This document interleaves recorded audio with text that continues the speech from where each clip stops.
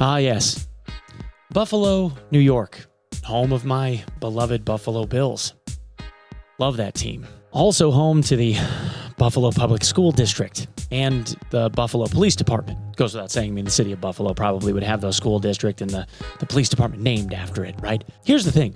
The two of them seem like they're not working so great together. Mainly because the Buffalo School District is not playing nice with the Buffalo Police Department. They're covering up issues with kids. And when I say issues, I don't necessarily mean fights, because that's part of it. But child abductions, sexual abuse, physical abuse, going basically unreported in some cases, and in other cases, an outright refusal to report, which is highly illegal, and also a refusal to assist. And when this guy here, Detective Richard High, decided that he didn't want to take it anymore, sat down with the guys over at the Unsubscribed podcast to have a conversation about how they were obstructing his investigations as an SVU detective, one that's been trying to find the kids of the city of Buffalo for many years now. Well, the news media decided they didn't like that so much. The Buffalo School District came out and put out a presser calling these things untruths, basically trying to call Detective High a liar. Now, I've done one other video on this in a different channel, but we're doing something new here in this one. This channel is now going to be dedicated toward news. A little bit stranger, a little bit more different of a format. Hope you guys are here along for the ride. If you are, maybe subscribe to the channel, because monetizing this one would be pretty sweet. Anyway, Detective High goes on the Unsubscribed podcast and decides that he can't take it anymore. He gives an impassioned plea to whoever would listen to him to maybe get a hold of the people over at the Buffalo School District to maybe do something about it. And oh, by the way, they're obstructing not only the police department, but also the district attorney's office. Well, the folks over at the news, some of them seemed like they had got it right, but they more or less tried to first take a shot at Mr. High here, Detective High here, and say that he had a bit of a rocky past because he goes by the name of AngryCops on social media. And AngryCops is kind of a funny guy. He does a lot of risque videos, stuff where him and another cop, a black cop, were dancing in the street together or talking about like equality, racial equality. Not necessarily the most PC thing in the world, but not the worst thing either. He had a bunch of complaints made about him, things that anyone could have complained about. You can complain about a cop for anything that you want, by the way. I don't know if you guys knew this, but anyone can make a report about a police officer. You can say anything that you want about them, and they have to investigate it. Internal Affairs, the AG's office, they have to look into these things and make sure that there isn't any substance to them, unless there is. In a couple of cases, Detective High got into a little bit of hot water. In one case, a guy that robbed a department store or a grocery store or something like that got caught as an active thief. He called him a fat ass.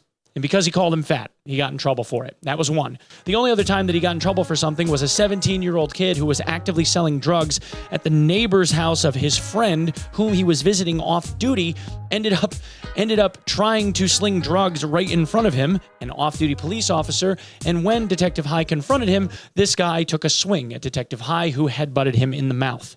Since then, he's been arrested several times. Now, in one of those instances where AngryCops was talking about these cases that were going unsolved or partially solved, not to the fullest extent of what they should have been, there was this guy. AngryCops alluded to someone who had broken into a school and tried to sexually assault 2 children, one of which had gone unreported for quite a while, where the second child finally ended up coming forward, and lo and behold, the Buffalo public school system had deleted the CCTV footage of the alleged crime. Only after a staff member of the school district came out and said they had cell phone video of the altercation did AngryCops even know there was a second report for him to go and look for. By the way, there was a second report made. The little boy had peed himself, and someone had called in something as an information-only call to 911, a call where instead of reporting that an actual crime had taken place where a police officer needed to follow up on it, they instead reported it as information-only,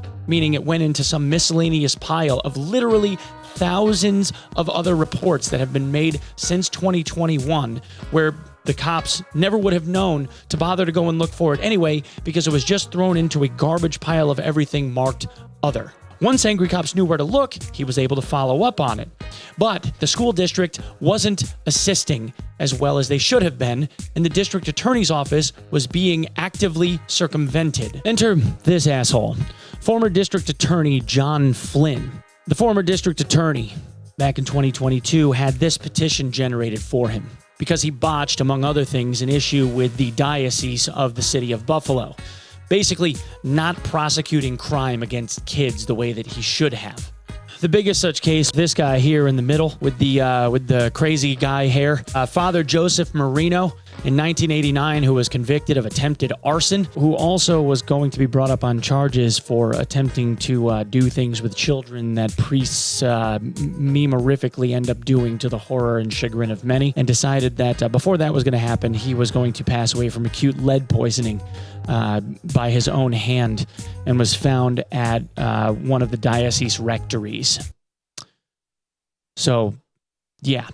After mishandling that, years later, our good buddy, the Flynninator here, was asked to resign via petition that received more than 3,500 signatures, having to do with this and many, many other instances where he kind of screwed the pooch in legal terms. Yeah, this is the law firm, Lips Matthias, or Lippes Matthias, or Lippes Matthias, or Lips Mathis. Anyway, old Flynster here decides that he's going to go talk to Ben Sugimoto over at the Buffalo News, the newspaper, and basically says that AngryCops is FOS and there's not any wrongdoing going on, and he doesn't believe anything that AngryCops has to say, except we already have one oopsie in that argument.